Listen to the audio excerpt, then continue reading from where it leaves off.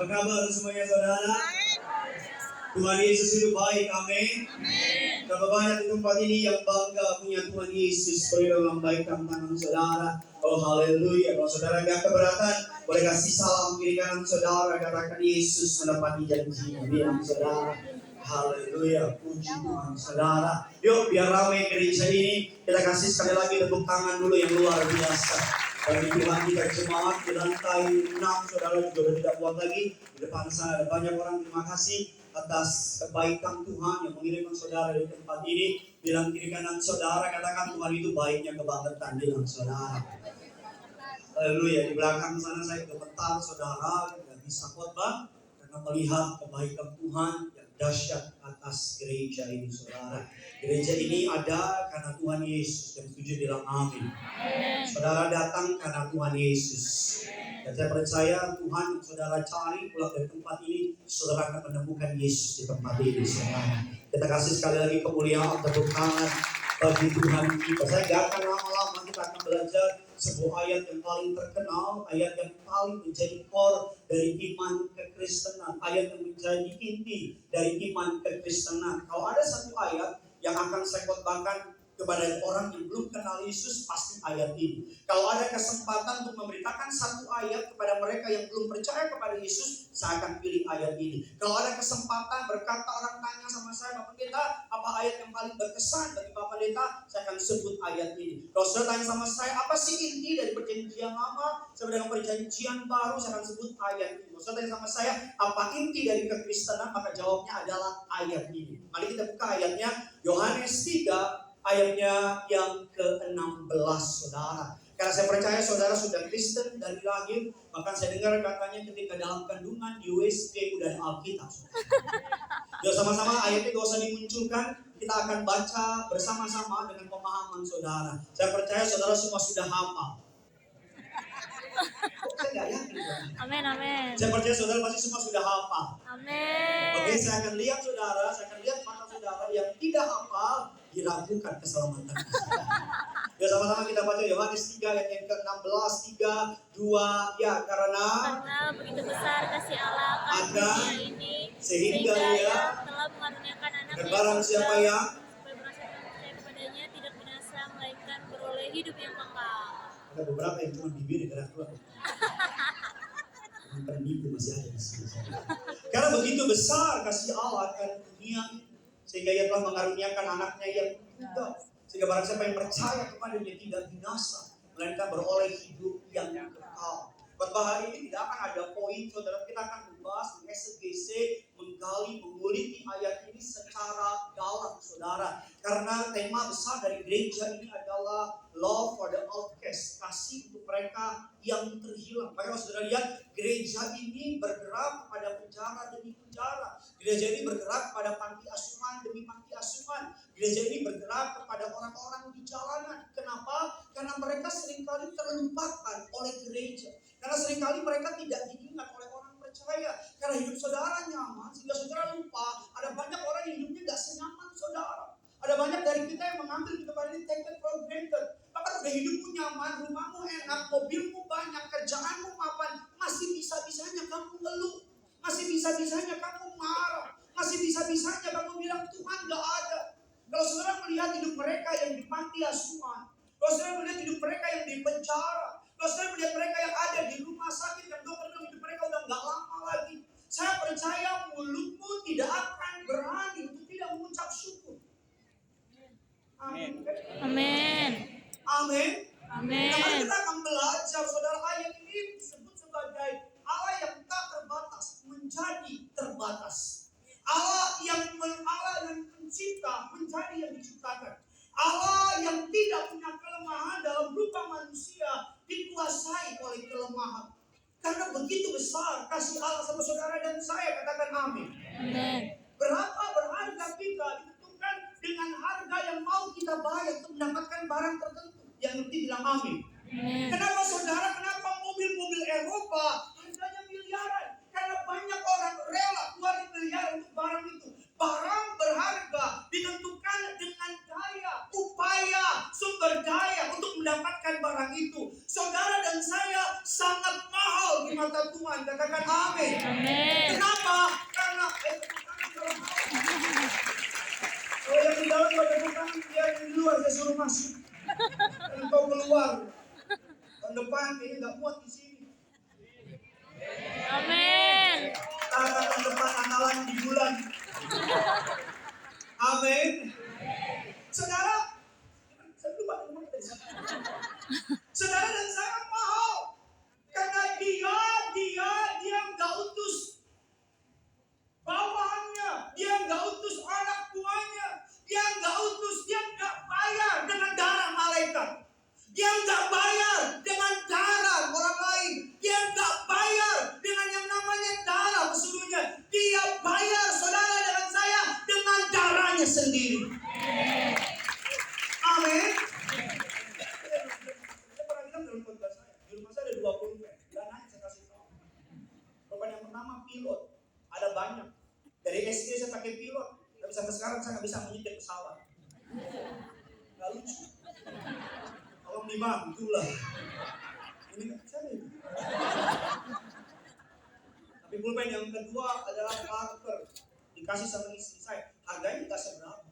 Kalau yang pilot hilang, saya nggak akan cari. Saya bisa beli lagi yang lain. Saya orang kaya. Asik. Uang cuma isu buat keluarga saya. Asik. Buat saya. Dan kalau yang Parker hilang, bukan masalah hilangnya. Itu dikasih istri saya. Karena kalau itu nggak ketemu, hilang juga hidup saya.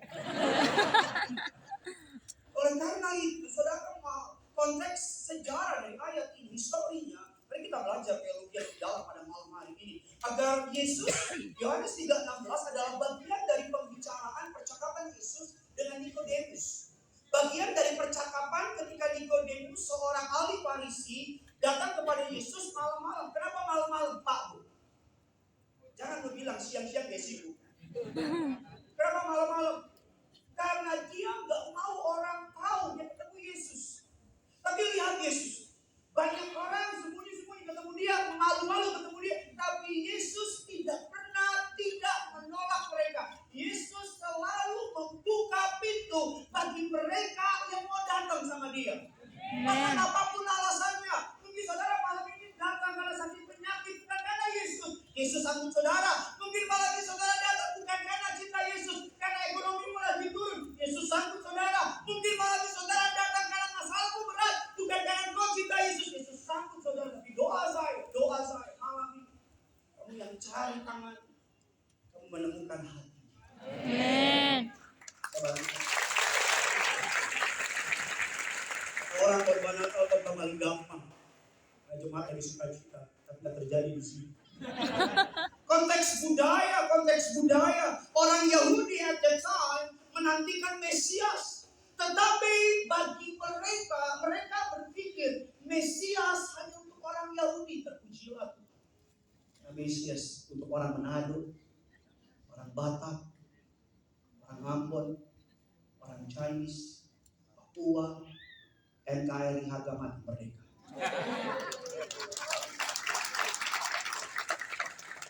Tepuk tangan dari hati. Kecuali kiri kanan saudara, Yesus datang buat kamu. Maka saya pendeta yang percaya kalau cuma kamu satu orang di muka bumi. Iya,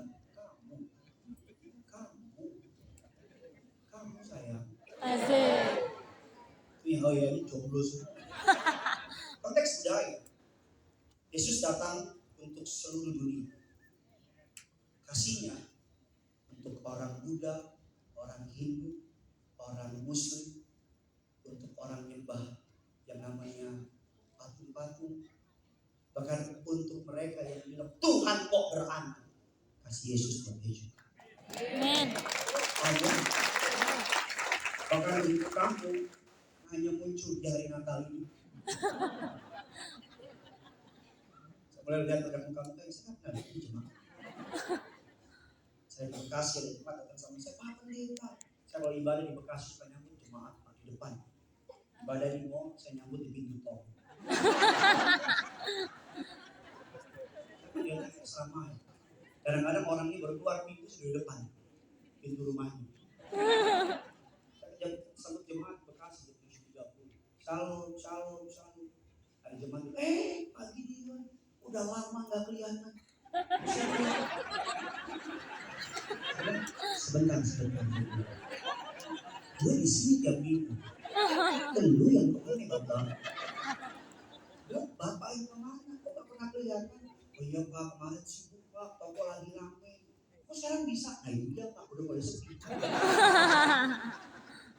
Mari kita belajar lebih lanjut secara budaya bahwa ayat ini bicara mengenai mereka menantikan Mesias. Ada 3 bahasa yang dipakai dalam bahasa Yunani dipakai untuk berbicara mengenai dunia. Pak, malam ini kita akan banyak belajar teologi bahasa asli. Saya minta saudara untuk pay attention agar pulang di tempat ini saudara bukan hanya keringetan, tapi engkau diberkati Tuhan.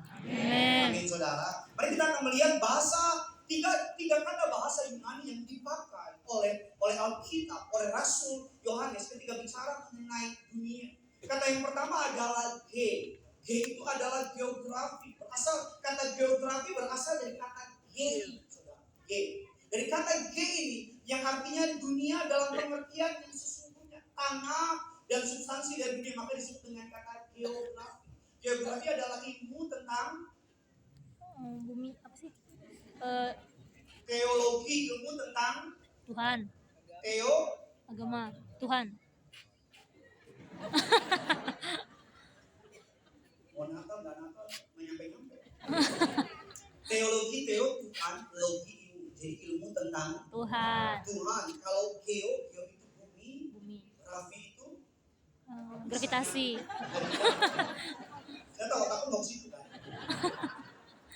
Kita katakan bahwa geo adalah bicara tentang dunia. Yang kedua, kata dunia dalam bahasa Yunani yang menggunakan kata oikumene, yang mengacu tempat kesatuan, tempat kediaman, tempat di mana kita bersama. Dan yang ketiga, kata dunia dalam bahasa Yunani di sini menggunakan kata kosmos. Oh, kosmos? Terus kukar.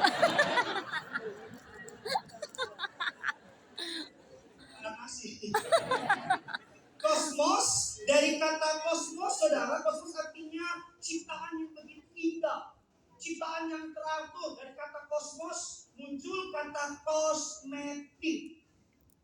Jadi kalau perempuan pakai kosmetik, maka dia kosmos. Cantik, indah. Tapi kalau dia nggak pakai, jelek. dia bisa lihat tuyul.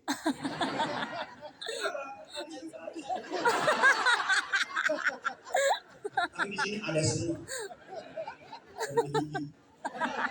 Hati-hati dengan keringetan untuk penyembahan.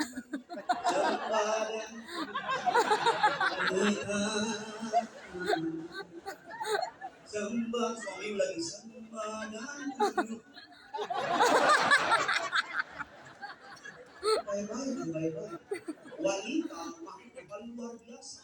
Aura sekali bagus dia halus ya gambar sama dia biasa. Empat bahasa itu saya pernah bisa.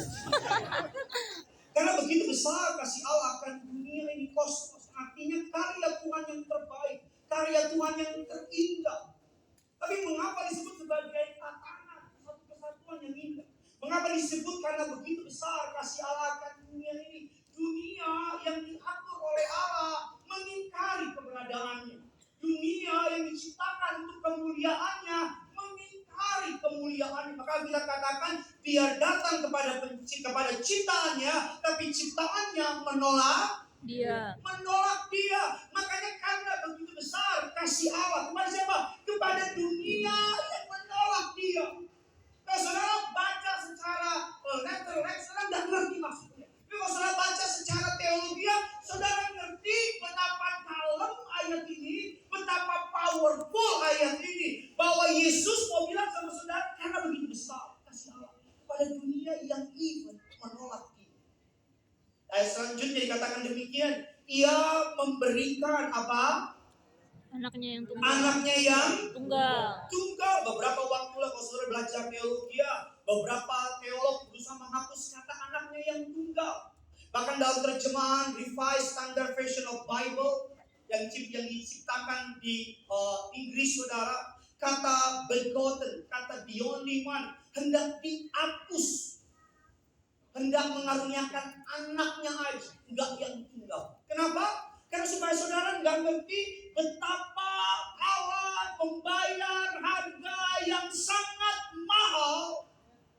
Amin. Amin. untuk sampah kayak kita, Amin. Amin. untuk orang gak bener.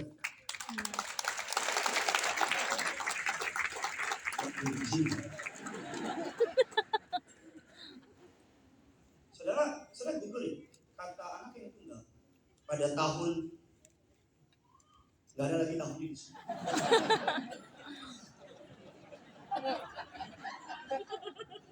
Saya nyesel ngomong itu. Pada tahun sesuatu, beberapa orang yang menghilangi kata begotten hanya karena begitu besar kasih Allah akan dunia ini sehingga Dia mengaruniakan anaknya. Gak ada yang tunggal. Gini loh, iblis selalu mengkorting kasih Tuhan sama kamu. Iblis selalu, cuma dua cara iblis: membesarkan dosamu, mengecilkan kasih. Dia bilang kamu orang yang gak benar, kamu orang yang gak akan diampuni, Tuhan gak sayang sama kamu. Dari dulu cara kerja iblis ngecilin kasih Tuhan, besarin dosa kita. Padahal kebenarannya, dosamu kalau kau mau bertobat di dalam nama Yesus terlalu kecil oleh anugerahnya di kayu salib. Don't get me wrong. Saya tidak mau memberikan license sebelum isi. No, kekudusan akan putra. Yang setuju bilang amin. Kalau kamu pernah gagal malam ini, kasih Tuhan untuk kamu. Kalau kamu pernah salah malam ini, kebaikan yang menanti kamu. Dikatakan demikian, alasan Tuhan meletakkan kata itu di sana ingin memberikan sebuah penegasan kepada saudara bahwa betapa berharganya hadiah yang Ia berikan untuk penebusan dan keselamatan kita.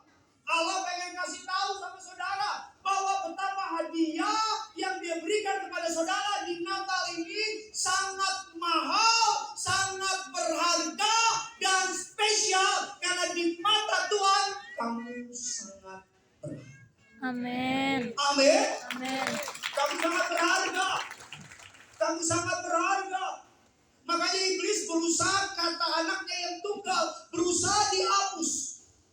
Bayangkan Allah segala raja datang ke dunia. Ia menghidupi kehidupan kita. Ia mati dengan cara yang paling kejam. Ia rela mati di kayu salib menggantikan kematian kita.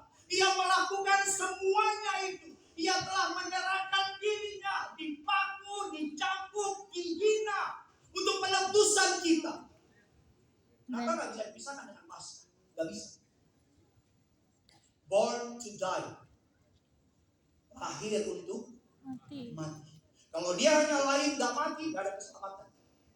Kalau dia gak lahir, bagaimana dia mati? Itu harusnya lucu. Kamu udah terlalu banyak masalah. Amin. Alkitab mengatakan Allah tidak pernah mengorbankan planet atau alam semesta atau bintang atau lautan atau gunung-gunung yang menjulang. Allah tidak mengorbankan alam semesta, tapi Allah mengorbankan dirinya sendiri. Kayu salib bagi saudara. Amin. Saya pernah baca sebuah kisah di Oklahoma, samping Tambun. Oklahoma negara bagian Amerika. Selama bertahun-tahun sana ada seorang misionaris namanya D.L. Moody. Misionaris ini saudara melayani salah satu suku India di sana. Suku India. Ini suku India bukan Bollywood ya. Suku India, suku asli Amerika. Dia membawa tenda dan mendirikan di sana, mengundang semua orang Indian di dataran itu untuk hadir dalam kebaktian rohani. Ketika dia sedang berkhotbah di sana, Pak Guru, kisah ini menarik. Ketika dia sedang berkhotbah di sana, muncullah kepala suku India maju menuntun kudanya dan membawa kepada D.L. Moody dan bilang, Pak Pendeta, aku menyerahkan kuda ini kepada Yesus. Mendengar perkataan itu, D.L. Moody cuma lihat, dia khotbah lagi. Gak didengarin perkataan kepala suku India ini. Beberapa lama kemudian, kepala suku India itu datang bawa kampaknya. Datang kepada D.L. Moody dan bilang, Pak Pendeta, aku menyerahkan kampak ini kepada Yesus. Mendengar perkataan itu, D.L. Moody lihat kepala India, dia khotbah lagi. Gak didengarin perkataannya. Sampai berapa terakhir kali baru kepala India itu datang. Dia maju ke depan dan berkata kepada D.L. Moody, Pak Pendeta, hari ini aku menyerahkan diriku kepada Yesus. Baru D.L. Moody mendengar. Malam ini dia nggak minta mobil, dia nggak minta uang, dia nggak minta harta. Tuhan kaya, yang setuju bilang amin. Semua uang saudara dari Tuhan, yang setuju bilang amin. Oh, kalau Tuhan butuh duit, dia cuma satu jual planet di Bukalapak.com. Dia minta dirimu malam ini. Dia minta dirimu malam ini. Dia nggak minta part-time. Dia nggak minta separuh waktu ikut Yesus. Enggak. Dari di belakang, ketika kita setel video di penjara, kemarin kami tanggal 17 perayaan Natal di penjara. Gede-gedean Pak. Kenapa gede-gedean? Karena penjara anak, penjara perempuan, penjara orang dewasa kami undang. Kami oleh anugerah Allah mempersiapkan makanan, minuman, souvenir, dan berbagai macam bingkisan. Dan gak boleh kurang, harus lebih. Kenapa kalau kurang? Kalau kurang satu, ribut di penjara. Kalau ribut di penjara, kita gak bisa Natalan. Dan ketika tadi lihat video tadi, ada orang di belakang, dia colek saya. Dia bilang, Pak Pendeta, saya bilang kenapa? Pinjam dulu 100.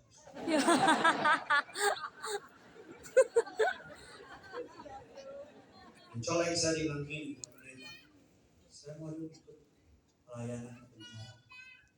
Saya tanya sama dia, maaf Pak, kalau cuma pengen ikut sekali 2 kali, jangan. Karena kami gak butuh orang yang cuma pengen iseng-iseng. Enggak Pak, saya mau rutin Pak. Saya mau tiap hari. Masuk Pak.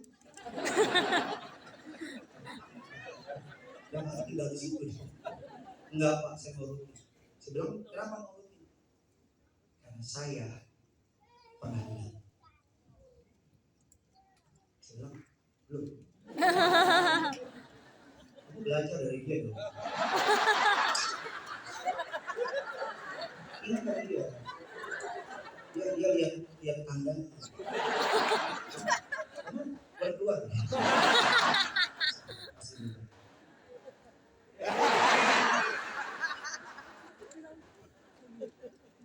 Karena saya pernah di dalam, katanya ngapain? Saya di Bandang. Sekarang ini datang. Di sini siapa yang diberkati Tuhan luar biasa? Di sini siapa yang diangkat Tuhan dari yang paling bawah sekarang di posisi yang di atas. Kamu kasihan lihat orang di posisi yang pernah dikampek. Kalau enggak berarti kamu gak punya hati. Seperti bapak tadi di belakang, karena dia pernah di penjara dan dia keluar dari penjara. Dan dia pengen bilang, Pak, orang di penjara itu paling senang. Kalau ada gereja datang, karena cuma itu hiburan kita. Gak ada yang lain. Kadang-kadang kami ikut ibadah, Pak, cuma karena pengen makanan. Saya tahu. Nah, beberapa mereka cuma nyanyi dia pas makan rame. Nah, it's okay. Tapi pelayanan ke panti asuhan. Orang-orang Papua, Pak, orang-orang Papua sekarang diterbangkan ke Jakarta. Kenapa? Karena di sana mereka sedang berusaha ubahkan kepercayaan mereka. Karena terlalu masif pergerakan di luar sana. Jadi ada beberapa anak Tuhan yang punya hati dari Papua diterbangkan ke Jakarta, dan di Jakarta mereka dididik secara nilai-nilai Kristiani. Dan mereka bilang sama saya, Pak Pendeta, kami kekurangan dana Pak. Kami senang kalau ada gereja yang peduli sama orang-orang Papua itu. Saudara pengen gak lihat pendeta dari Papua? Gak yakin. Kalau saudara nggak punya hati untuk mereka, maka berapa tahun kemudian yang kita kenal Papua adalah tanah Injil akan berubah menjadi tanah Injil. Oleh karena itu, kepala suku yang tadi baru kita pelajari memberikan dirinya kepada Tuhan.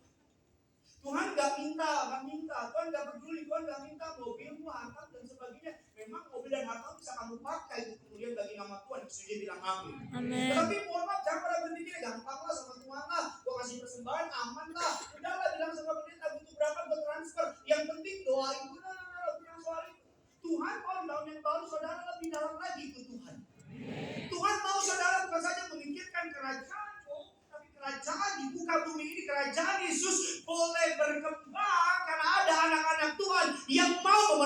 jiwa. Amin.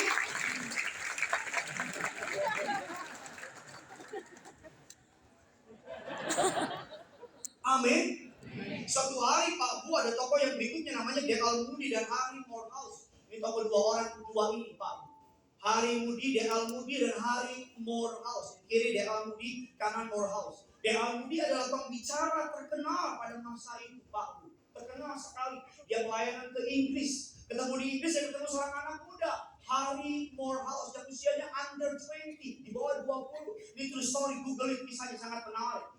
Anak muda ini datang kepada D.L. Moody dan bilang gini, Pastor, kalau saya ke Amerika saya boleh khotbah nggak di gereja kamu? Dan D.L. Moody karena yang ngomong asal aja, udah khotbahnya di gereja saya. 6 bulan kemudian Harry Morehouse datang ke gerejanya dan bilang sama D.L. Moody, saya mau khotbah di gereja Bapak, boleh nggak? Karena D.L. Moody lagi keluar pelayanan di luar, dia bilang sama istrinya, nanti ada anak muda, kasih aja khotbah satu sesi. Biarin aja khotbah. Dia memandang kecil anak muda ini yang di bawah 20 tahun. Dia pikir, bisa apa sih anak muda yang di bawah 20 tahun? Dan ketika Harry Morehouse ini khotbah, dia ambil Yohanes 3 ayat yang ke-16. Hari pertama, 20 orang yang menerima Yesus. Hari kedua, ini pendeta Harry Morehouse khotbah yang sama. Di Yohanes 3 ayat 16, 30 orang bertobat. Di hari ketiga, dia khotbah di Yohanes 3 ayat 16, 50 orang bertobat. Sampai hari ketujuh, khotbahnya sama. Yohanes 3 ayat 16, ratusan orang bertobat. D.L. Moody belum. D.L. Moody dengan gini, suatu isi bilang gini, kamu coba deh dengar pendeta anak muda ini, kamu pasti bertobat. Karena dia punya pengalaman, karena dia punya jam terbang, dia bilang, alah, bisa apa sih? Dan ini memberkati perkataan. D.L. Moody datang dan mendengarkan Harry Morehouse berkhotbah dari Yohanes 3 ayat yang ke-16 dengan penuh kuasa. Dia berbicara tentang kasih Allah setiap malam selama 7 malam berturut-turut dari ayat yang sama. Dan di tengah-tengah ibadah D.L. Moody bilang sama istriku benar, saya telah ditobatkan, saya telah diubahkan. D.L. Moody berkata, selama ini saya berkhotbah dari sisi Sinai, berkhotbah tentang neraka, penghukuman, api, kilat, dan guntur. Namun malam ini saya telah berubah, saya telah bertobat. Saya mulai sekarang akan mengkhotbahkan dari sisi yang lain, yaitu tentang kasih Allah, darah Yesus, serta pencurahan kasih Roh Kudus. Gak salah. Ada pendeta khotbah perspektifnya neraka, gak salah. Tapi D.L. Moody dia bilang, selama ini aku berkhotbah nakutin orang. Hari ini saya pengen pakai perspektif tentang Tuhan mengasihi orang. D.L. Moody bilang dalam tulisannya, Tuhan tidak hanya adil, tetapi juga Tuhan sangat mengasihi setiap jiwa yang terhilang. Amin. Amin. Tuhan bukan hanya adil, tapi dia sangat mengasihi jiwa yang terhilang. Tadi Bapak Ibu lihat video yang ibu-ibu perempuan nyanyi-nyanyi, yang orang-orang kulit hitam. Ya, lihat. Yang tadi lihat. Itu yang nyanyi semua ibu-ibu Pak, itu semuanya hukumannya selamanya, seumur hidup. Saudara mau tahu lagu apa yang mereka nyanyikan? Gak mau tahu? Kalau jawab lagu ini, all my life you have been faithful, all my life you have been so good. With every breath that I am I will sing of the goodness of God. Your goodness is running after me. Your goodness is running after me. With my life laid down, I surrender. I give you everything. Your goodness is running after me. Orang yang penjara seumur hidup bisa nyanyi lagu sambil nangis. All my life you have been faithful. Padahal all my life-nya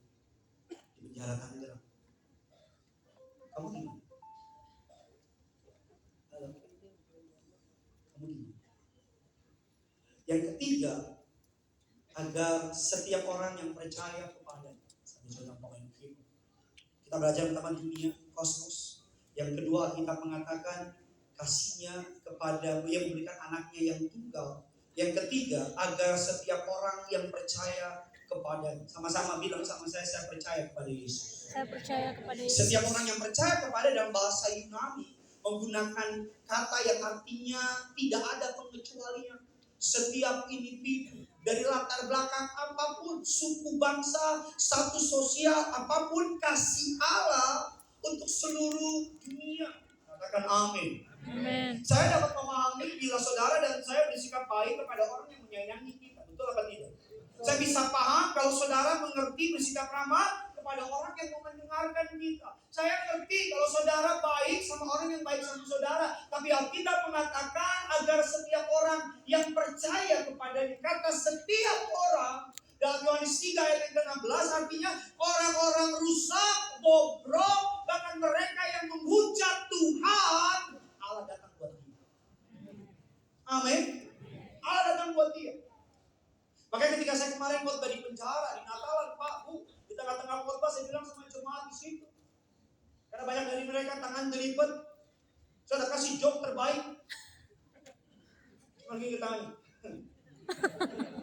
Lagunya Ku Telah Bebas, bebas, bebas, gak ada yang amin.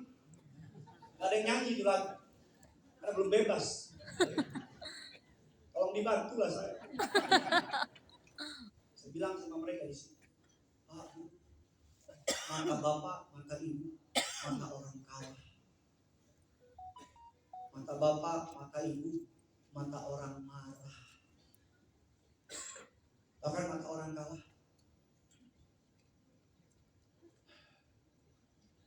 Bahkan mata orang